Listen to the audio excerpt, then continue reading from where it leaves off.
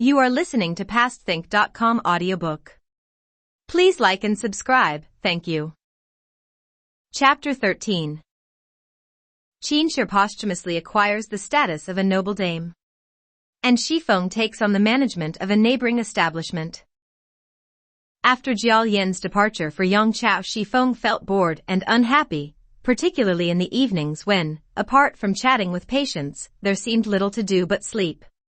On the occasion of which we write, she had sat beside the lamp with patients until late into the evening. Then, the bedding having been well warmed, the two women had gone to bed, where they lay until after midnight discussing the stages of Jiao Yan's journey and attempting to calculate what point he was likely to have reached in it. By this time Patience was fast asleep, and Shifeng herself was on the point of dropping off when she became dimly aware that Qin had just walked into the room from outside. "So fond of sleep, Auntie?" said Qin with a gentle smile. "I shall have to begin my journey today, without you to see me off. But never mind. Since you cannot come to me, I have come to you instead. We two have always been so close, I could not have borne to leave you without saying goodbye. Besides, I have a last wish that you alone must hear, because I cannot trust anyone else with it." "What is your wish?" Shifeng heard herself asking. "You can trust me to carry it out for you." "Tell me, Auntie," said Qin, "how is it that you who are such a paragon among women that even strong men find more than their match, and you can yet be ignorant of the simple truths expressed in homely proverbs? Take this one.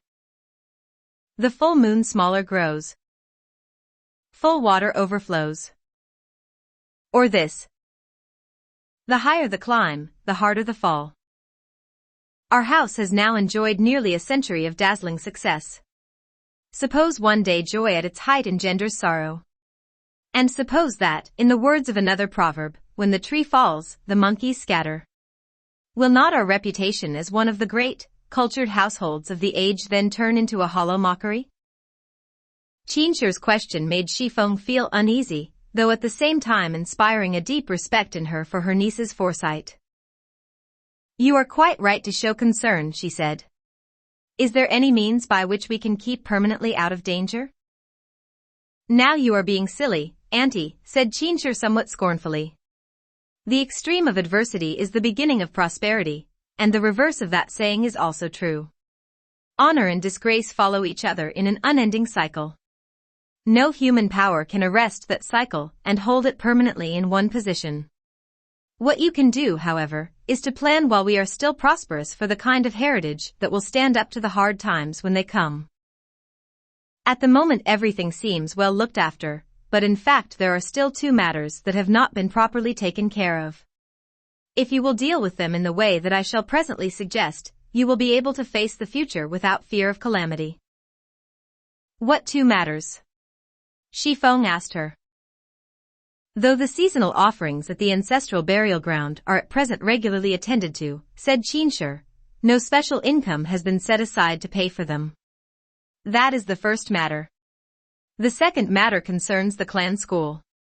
There again, there is no fixed source of income. Obviously there will be no lack of funds either for the seasonal offerings or for the school as long as we enjoy our present prosperity. But where is the money for them coming from in the future, when the family has fallen on hard times? I am convinced that the only way of dealing with these two matters is to invest now, while we are still rich and powerful, in as much property as possible, land, farms, and houses, in the area around the burial ground, and to pay for the seasonal offerings and the running of the school entirely out of the income from this property. Moreover, the school itself ought to be situated on it. The whole clan, old and young alike, should be convened, and a set of regulations drawn up whereby each family is made to administer the estate and look after the financing of the seasonal offerings and the clan school for 1 year in turn. By making the responsibility rotate in a fixed order, you will remove the possibility of quarrels about it, and also lessen the danger of the property getting mortgaged or sold. Then even if the clan gets into trouble, and its possessions are confiscated, this part of its property, as charitable estate, will escape confiscation, and when the family's fortunes are in decline, it will be a place where the young people can go to farm and study, as well as a means of maintaining the ancestral sacrifices in unbroken succession. To refuse to take thought for the morrow on the grounds that our present prosperity is going to last forever would be extremely short-sighted. Quite soon a happy event is going to take place in this family, bringing it an even greater glory than it has enjoyed up to now. But it will be a glory as excessive and as transitory as a posy of fresh flowers pinned to an embroidered dress, or the flare-up of spilt cooking oil on a blazing fire. In the midst of that brief moment of happiness, never forget that even the best party must have an end. For if you do, and if you fail to take precautions in good time, you will live to regret it bitterly when it is already too late. What is this happy event you speak of? Xifeng asked her eagerly. That is a secret which may not be revealed to mortal ears. However, for the sake of our brief friendship on this earth, I leave you these words as my parting gift. Be sure that you remember them well. When the 3 springs have gone, the flowering time will end. And each one for himself as best he may must fend. Xifeng was about to ask her another question, when she was interrupted by the sound of the iron chime bar which hung in the inner gate. 4 strokes. The signal of death. She woke with a start to hear a servant announcing, Mrs. Rong of the Ningwa mansion is dead. A cold sweat broke out over her body, and for a while she lay too stunned to move. Then forcing herself to get up, she pulled on her clothes and went round to Lady Wang's. By this time the entire household had heard the news. All seemed bewildered by it, and all were in one way or another deeply distressed. Those older than Qinshe thought of how dutiful she had always been. Those in her own generation thought of her warmth and friendliness. Her juniors remembered how kindly and lovingly she had treated them. Even the servants, irrespective of sex and age, remembering her compassion for the poor and humble and her gentle concern for the old and the very young, all wept and lamented as loud and bitterly as the rest. But we digress. During the last few days, since Daiyu's return to her father had deprived him of her companionship, Bao Yu, far from seeking diversion in the company of the others, had kept to himself, going to bed early every night and sleeping disconsolately on his own. The news of Qinshe's death came to him in the midst of his dreams, causing him to start up in bed with a jerk. A sudden stabbing pain shot through his heart. He retched involuntarily and spat out a mouthful of blood. Aroma and the maids clung to him, terrified, and asked him what was the matter. They wanted to tell grandmother Jia and ask her to send for a doctor, but Bao Yu would not hear of it. Don't worry, it's of no consequence, he told them. Something that happens when a sudden rush of fire to the heart prevents the blood from getting back into the right channels. He climbed out of bed as he spoke and told them to bring him some clean clothes, so that he could see his grandmother, and then go straight on to the other house. Aroma was still concerned for him, but seeing him so determined, allowed him to have his way. Grandmother Jia did not want him to go either. It won't be clean there, she said, with her scarcely yet cold. And besides, there's a nasty wind at this time of night. It will be soon enough if you go there first thing tomorrow. But Bao Yu would not be gainsaid, so she gave instructions for a carriage to be made ready for him, and a numerous retinue of servants to attend him there. Arriving in haste at the entrance of the Ningwa mansion, they found the gates flung wide open and lanterns on either side turning the night into noonday. Despite the hour, a multitude of people were hurrying through it in both directions, while from inside the house issued a sound of lamentation that seemed to shake the very buildings to their foundations.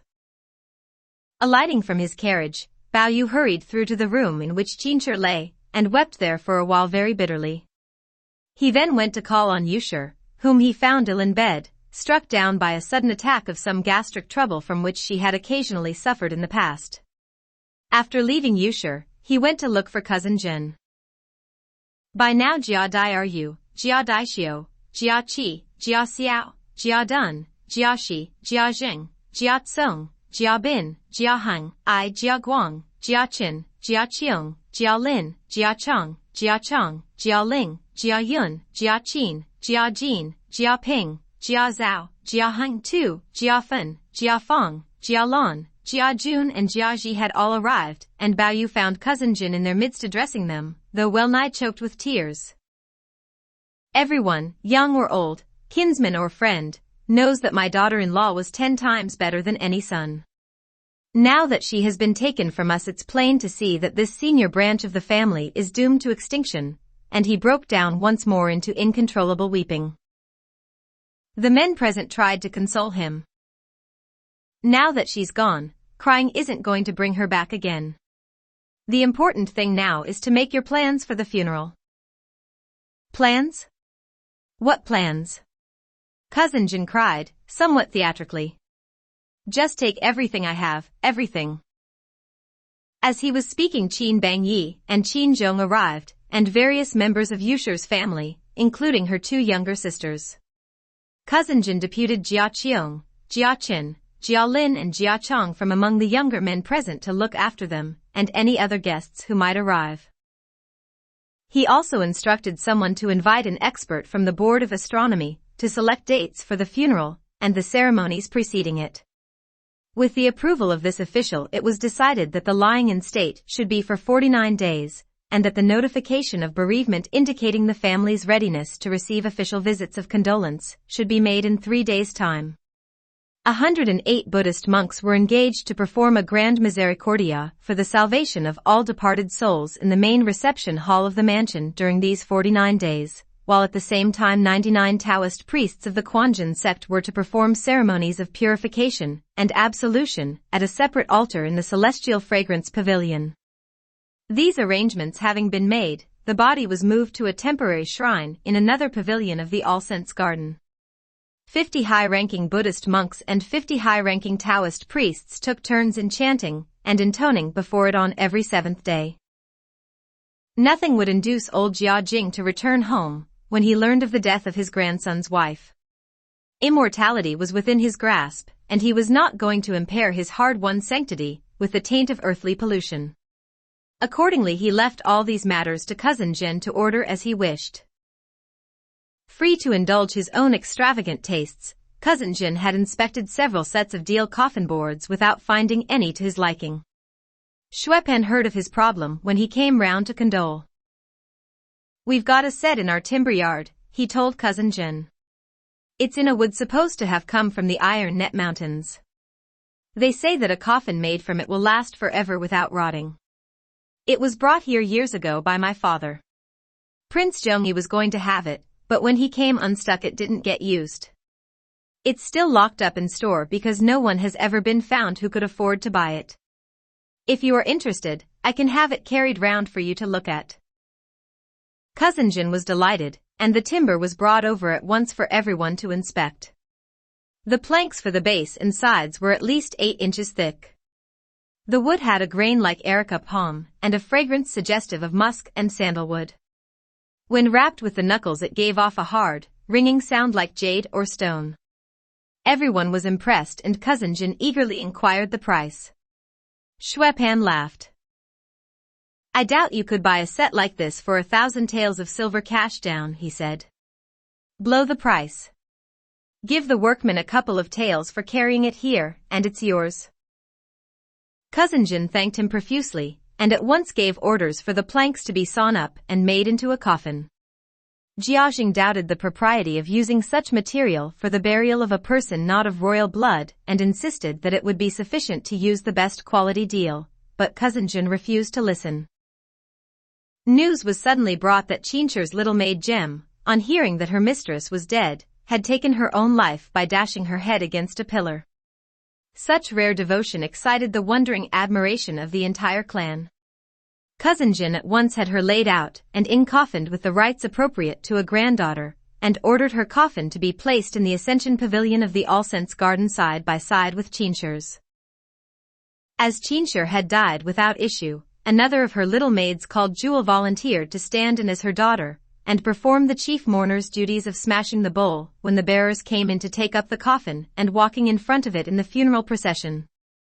Cousin Jin was very pleased and gave orders that thenceforth everyone was to address her as Miss Jewel just as if she were Qinsher's real daughter. In the meantime she installed herself by the coffin and, comporting herself in the manner prescribed for an unmarried daughter, wept and wailed until she had almost lost her voice. Following these preliminaries, the rest of the clan together with the family servants all proceeded to carry out their morning duties according to long-established precedents and in a correct and orderly manner. The family's respect for tradition was, however, a source of great unease to Cousin Jin when he reflected on Jia Rong's status, for Jia Rong was only an Imperial College student, an absurdly insignificant title to write on a funeral banner, and the insignia to which Qinshi was entitled would make a very poor showing when borne in the funeral procession. By a stroke of luck, the fourth day of the first 7-day period, the day on which official condolences were scheduled to begin, brought a visit from Dai Quan, the eunuch chamberlain of the Deming Palace. Having sent his representative along well in advance with offerings for the departed spirit, he presently arrived himself, seated in a great palanquin and preceded by criers and men with gongs clearing the streets before him, to present his offerings in person. Cousin Jin at once made up his mind to take advantage of the visit. As soon as Dai Quan had made his offering, Cousin Jin ushered him into the honeybee gallery, invited him to be seated, and served him with tea. Then, entering into conversation with his guest, he quickly found occasion to mention the fact that he was thinking of purchasing a place for his son Jia Rong. The eunuch guessed what was in his mind, and laughingly inquired whether it was not with a view to adding a little pomp to the funeral that he had conceived this notion. "My dear Chamberlain," Cousin Jin readily agreed, "you have hit the nail on the head." "Well, by a lucky coincidence," said Dai Quan, "there is rather a good place going at this very moment. The Corps of Officers of the Imperial Guard, which has an establishment of 300, has got 2 vacancies in it. Yesterday Lord Xiangyang's younger brother Sanakins begged me for one of them, and sent 1,500 taels of silver round to my house to pay for it. He and I have always been good friends, as you know, and in any case I felt I had to do something, for his grandpa's sake, so I couldn't very well refuse. Piggy Feng, the military governor of Yongxing, has asked me if he can buy the remaining place for his son, but I haven't yet had time to give him a reply. If our young friend here wants it, why not jot down his particulars and I'll see what I can do." Cousin Jin at once ordered someone to write out Jia Rong's name, age and lineage on a sheet of red paper. The following description was hurriedly prepared and handed to Dai Quan for his inspection. Name, Jia Rong. Place of origin, County, Qiangning, Prefecture, Yingtianfu, Province, Qiangnan. Status, Imperial College student. Age, 20. Great-grandfather, General Jia Daihua, CNC Metropolitan Barracks, hereditary noble of the first rank. Grandfather, Jia Jing, Palace graduate of the year 17. Father, Honorable Colonel Jia Jin, third rank, hereditary. After glancing through it quickly, Dai Quan handed it into the keeping of a young eunuch secretary at his side. "When we get back," he said to the latter, "give this to old Zhao, the president of the Board of Revenue, with my compliments, and ask him if he would kindly make out a commission for a captain in the Imperial Guard, 5th rank, and also the papers to go with it with these particulars filled in. Tell him I'll call round tomorrow to pay in the money." The young eunuch bowed, and Dai Quan rose to go. Seeing that he could no longer detain him, Cousin Jin showed him out as far as the main gate. As the eunuch was getting into his palanquin, Cousin Jin asked him whether he should take the money to the ministry, or bring it round to Dai Quan's own house. "Better bring 1,000 taels, standard weight, to my house. If you go to the ministry, they're sure to fleece you." Cousin Jin thanked him warmly. "When the period of mourning is over," he said, "I shall bring the young fellow round to your house to kowtow his thanks." With that they parted. But no sooner had the eunuch gone than the sound of criers was once more heard in the street, this time heralding the arrival of the Marchioness of Zhongjing, wife of Grandmother Jia's nephew Sherding, with her little niece Xiangyun. Lady Wang, Lady Xing, and Wang Shifeng received them in Cousin Jin's drawing room. Offerings from the Marquises of Jinxiang and Chuanning, and the Earl of Shoshan were now on display, and those 3 gentlemen were shortly to be observed alighting from their palanquins outside. Cousin Jin went out to meet them and conducted them up the steps into the main reception hall. From then on there was a continuous stream of arrivals, and throughout the whole 49-day period the street in front of the Ningwa mansion was thronged with family mourners in white and mandarins in their colorful robes of office, milling in and out and to and fro all day long. The day after Dai Quan's visit, cousin Jin made Jiarong change out of mourning into a court dress and go to collect his commission. The furnishings and insignia in the shrine were all rearranged in a manner befitting a person of the 5th rank. The wording on the spirit tablet, which stood on the table of offerings at the foot of the coffin, now read: Spirit tablet of the Lady Qinshi of the Jia family. Gentlewoman of the 5th rank by imperial patent. The gate of the Allsense garden opening onto the street was thrown wide open and booths for musicians were erected on either side of it, in which black-coated funeral bands played at fixed times throughout the day. To either side of them were displayed the insignia of rank, glittering rows of axes and halberds arranged in wooden stands. At each side of the gateway vermilion-painted boards inscribed in large golden characters boldly announced the status of the bereaved. Honorary Captain of the Imperial Bodyguard. Inner Palace, Northern Capital Division.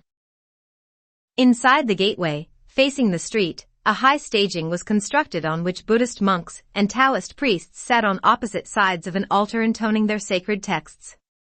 In front of the staging was a notice on which was written in large characters: Funeral Obsequies of the Lady Qinshi. Senior great-great-granddaughter-in-law of Jia Yan, hereditary Duke of Ningwa, and wife of the Right Honorable Jia Rong, Captain in the Imperial Bodyguard, Inner Palace. Whereas, in this favored country, situate in the centermost part of the 4 continents of the earth, on which it has pleased heaven to bestow the blessings of everlasting prosperity and peace, we, the Very Reverend Wan Su, Co-President of the Board of Commissioners having authority over all monks and clergy of the incorporeal, ever-tranquil Church of the Lord Buddha, and the Venerable Yixing, Co-President of the Board of Commissioners having authority over all priests and practitioners of the primordial, all-unifying Church of the Heavenly Tao, have, with all due reverence and care, prepared offices for the salvation of all departed souls, supplicating heaven and calling upon the name of the Lord Buddha. Now, earnestly praying and beseeching the 18 guardians of the Sangha, the warlike guardians of the law, and the 12 guardians of the months mercifully to extend their holy compassion towards us, but terribly to blaze forth in divine majesty against the powers of evil, we do solemnly perform for 9 and 40 days the great Mass for the purification, deliverance and salvation of all souls on land and on sea. And a great deal more on those lines which it would be tedious to repeat. Although cousin Jin now had every reason to feel satisfied with his arrangements, there was still one matter which caused him uneasiness. Yusher's unfortunate illness meant that she was unable to discharge any of her social obligations, and he was mortally afraid that with so many great ladies coming to the house on visits of condolence, some breach of etiquette might occur which would cause the family to look ridiculous. Bao Yu once chanced to be sitting next to him when his mind was dwelling on this problem, and observing the gloomy and preoccupied expression on his cousin's face, asked him why he should still be worried now that everything had been so excellently taken care of.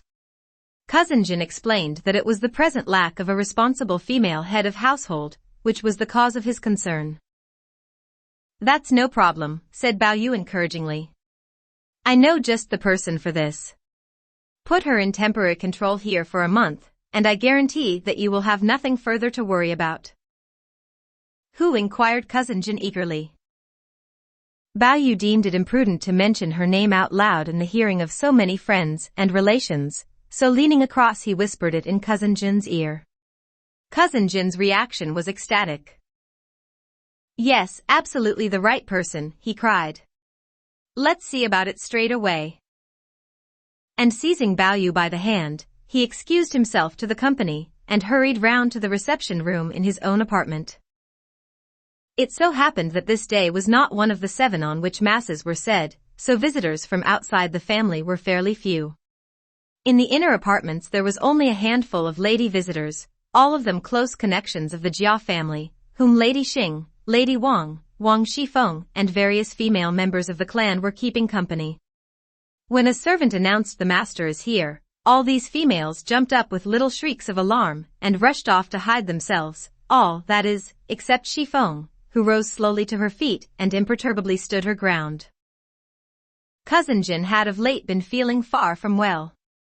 The debility his sickness caused him had been further aggravated by excessive grief, and obliged him to support himself with a staff. Lady Xing was concerned to see the pitiful figure he presented as he entered the room.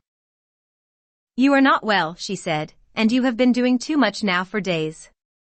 You ought to be getting some rest. What do you want to come in here for?" Clutching his staff in his hand, Cousin Jin struggled down onto his knees, and having made his duty to his aunts, began thanking them for all their trouble. Lady Xing hurriedly ordered Bao Yu to raise him up, and commanded a chair to be moved forward for him to sit on. But Cousin Jin refused to be seated. "I have come to ask you three ladies a favor," he said, forcing his woebegone features into a smile. "What is it you want?" Lady Xing asked him. "As you doubtless know," said Cousin Jin, "my wife has been ill in bed ever since our daughter-in-law's death, and with no one to run her side of the household it has been getting into a pretty deplorable state. I should like to ask Cousin Feng if she could possibly see her way to running things here for us during the coming month. It would be a great relief to me if she could." "So that's what you want," said Lady Xing with a smile. "Feng is now part of your Aunt Wang's establishment. You'd better talk to her about it." "She's only a child yet, you know," Lady Wang put in hastily. "What experience has she ever had of this kind of thing? Suppose she prove not quite up to the task. We should all be made to look ridiculous. I think you had better trouble someone else." "I can easily guess what is in your mind, Aunt," said Cousin Jin. "You are afraid we should overwork her. For I assure you there is no question of her not being a good enough manager. Even in her childhood games, Cousin Feng had the decisiveness of a little general, and since she's married, and had some experience of running things next door, she is a thoroughly seasoned campaigner. I've thought the matter over carefully these past few days, and am quite convinced that apart from Cousin Feng there really isn't anyone else I can ask. If you won't let her do this for my sake or my wife's sake, at least won't you let her for the sake of the one who has just died?" And at this point he burst into tears. Lady Wang's only concern had been lest Xueqin, who had had no experience of large-scale funerals, might find the task too big for her and perhaps end up by making a fool of herself. But Cousin Jin's moving plea caused her attitude to soften considerably, and she eyed Xueqin thoughtfully as though struggling to make up her mind. Xueqin for her part had always loved managing things, and enjoyed showing off her ability to do so. When Cousin Jin first made his request, her mind had at once consented, and now, observing that Lady Wang appeared to be already half persuaded, she hastened to complete the process. "Cousin Jin has spoken so eloquently. Oughtn't we perhaps to agree, Aunt? Do you think you can do it?" Lady Wang asked her in a low aside. "I don't see why not," said Xueqin. "Cousin Jin has already seen to all the outside arrangements himself. It's only a question of looking after the domestic side for a bit. And even if there is anything I don't know about, I can always ask you." This seemed reasonable enough to Lady Wang, so she said nothing. Seeing that Xueqin herself appeared to be willing, Cousin Jin turned to her with a smile. "Actually there isn't so very much to do," he said. "You really must let us persuade you to take this on. Let me make you a reverence now, to show my gratitude. Then, when this is all over, I shall come round to your place to thank you properly." So saying, he clasped his hands before him and made her a formal bow. Xueqin hurriedly curtsied back. Cousin Jin now ordered someone to fetch the tallies for the entire Ningguo household, and instructed Bao Yu to hand them to Xueqin. "I want you to manage things whatever way you like," he told her. "Anything you want you can get by using one of these. There is no need to ask me for it. I have only 2 requests to make of you. First, that you should dismiss from your mind any idea of trying to save me any money. The important thing is to put on a good show, the expense doesn't matter.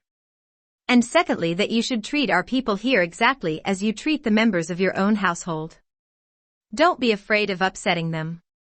Provided that you will observe those conditions, I leave everything in your hands with the utmost confidence. Xifeng watched Lady Wang, not daring to accept the tallies without her approval. You hear what your cousin says, said Lady Wang. You had better do as he asks. Only do not take too much upon yourself. If there are any decisions to make, be sure to ask Cousin Jin or his wife first. Bao Yu had already received the tallies from Cousin Jin, and now thrust them at Xifeng. For politeness' sake she feigned a certain amount of reluctance, but was soon prevailed upon to accept them. Will you stay here with us, Cousin Jin asked her, or will you be coming over every day from the other house? If you intend to come over from the other house every day, it will greatly add to your burdens. We have an apartment here with its own courtyard, which we can very quickly place at your disposal.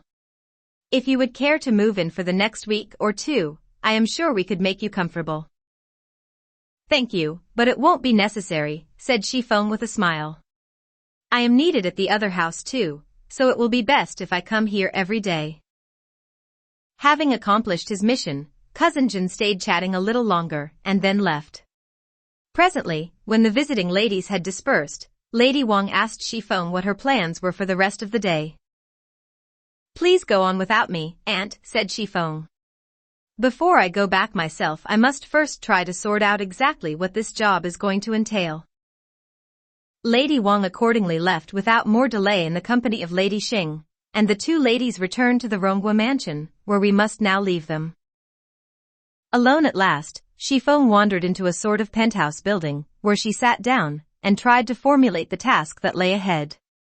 5 major abuses, long habitual in the Ningguo establishment, presented themselves to her mind as being specially in need of attention, viz. 1. Because it was so large and so motley an establishment, things were always getting lost. 2. Because there was no rational division of labor, it always seemed to be someone else's responsibility whenever a job needed to be done. 3. Because the household's expenditure was so lavish, money was always getting misappropriated or misspent. 4. Because no distinctions were made between one job and another, the rewards and hardships were unfairly distributed. 5. Because the servants were so arrogant and undisciplined, those with face could brook no restraint, and those without could win no advancement. If you want to know how Xifeng dealt with these abuses, you will have to read the chapter which follows. You are listening to PastThink.com audiobook. Please like and subscribe, thank you.